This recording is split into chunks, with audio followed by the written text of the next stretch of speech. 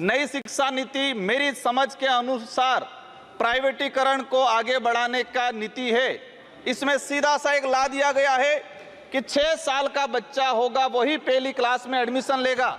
इस स्थिति में आने वाले 10 साल बाद सरकारी संस्थाएं खत्म होने वाली है कि देश के उस ऐसा कोना भी है जहां पर 3-3, 4-4 क्लास के बच्चे एक रूम में बैठते हैं, 6वीं, 7वीं, 8वीं, 9वीं, और हम दावा कर रहे हैं कि देश को गति की ओर, प्रगति की ओर ले जा रहे हैं, अमृत महोत्सव की ओर ले जा रहे हैं।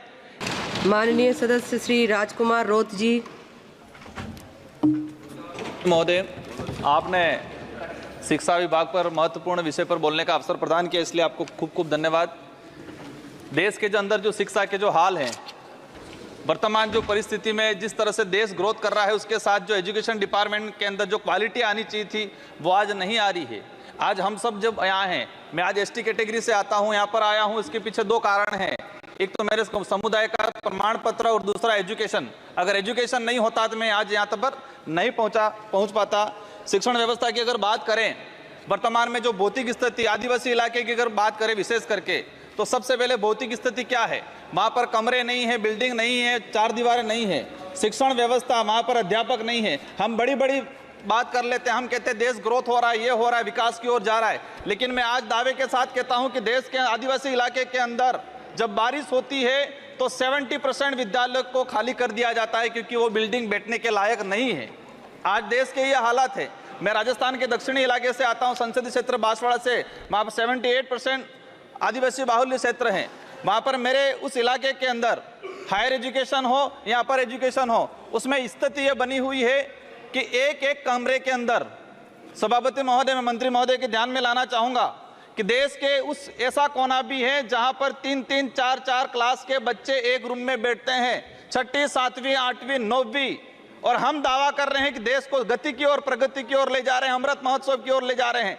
एक कमरे में 4 क्लास के बच्चे बैठेंगे, टीचर किसको पढ़ाएगा? और वो बच्चा डिग्री प्राप्त करके कहाँ जाएगा, क्या करेगा आगे जाके? उसका भविष्य अंधकार में जा रहा है।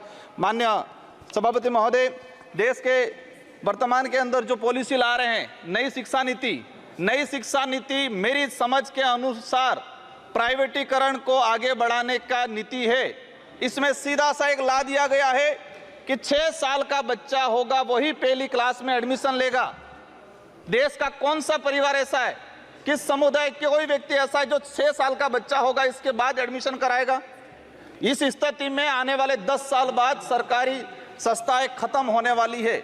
आज प्राइवेट स्कूल में 3 साल का बच्चा एडमिशन ले रहा है और हम नई शिक्षा नीति में ला रहे हैं कि 6 साल का बच्चा होगा, इसके बाद पहली क्लास में एडमिशन लेगा, कहाँ जाएगा वो? इस स्थिति में आने वाले समय में सरकारी सिस्टम खत्म करने की जो नीति ला रहे हैं वो कहीं न कहीं घातक है। माननीय सभापति महोदय, देश के अंदर जो गति है, नवोदय विद्यालय और केवी, हम मानते हैं कि देश के अंदर जो ब्यूरोक्रेसी है, कोई भी व्यक्ति को आने का अवसर मिला है वो नवोदय है, लेकिन जो वर्तमान में स्थिति बनी हुई है कि जो केंद्रीय विश्वविद्यालय है इसमें 8,88,000 आवेदन आए। पूरे देश के जो केंद्रीय विद्यालय इसमें 8,88,000, प्रवेश कितनों को मिला है?